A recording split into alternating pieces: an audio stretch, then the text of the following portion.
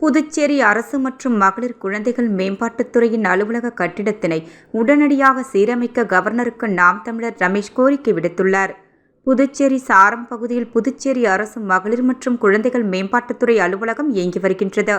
இக்கட்டிட வளாகத்திற்குள் புதுச்சேரி யூனியன் பிரதேச குழந்தைகள் பாதுகாப்பு சங்கம், பொது சேவைகள் மையம், முதியோர் ஓய்வூதியம் வழங்கும் கிளை அலுவலகம் இயங்கி வருகின்றது.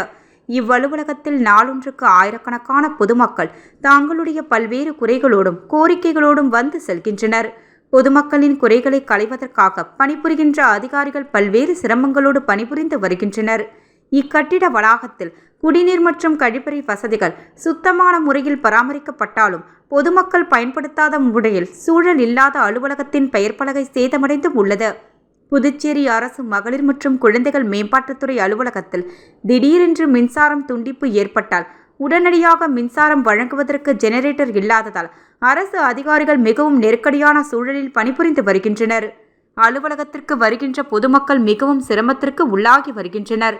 தற்பொழுது கோடை வெயில் தொடங்கி வெப்பத்தின் தாக்கம் அதிகமாக உள்ளதால் புதுச்சேரி அரசு துணைநிலை ஆளுநர் அவர்கள் மகளிர் மற்றும் குழந்தைகள் மேம்பாட்டுத்துறை அலுவலகத்தினை உடனடியாக சீரமைக்க நடவடிக்கை மேற்கொள்ளவும், மின்சாரம் துண்டிப்பு ஏற்படாமல் அரசு அதிகாரிகள் தங்களுடைய பணியினை சிரமமின்றி பணியாற்றிட ஜெனரேட்டர் இயந்திரத்தினை வாங்குவதற்கு சட்ட ரீதியான நடவடிக்கை விரைந்து மேற்கொள்ள புதுச்சேரி அரசு துணைநிலை ஆளுநர் நடவடிக்கை மேற்கொள்ள வேண்டுமென நாம் தமிழர் ரமேஷ் கோரிக்கை விடுத்துள்ளார்.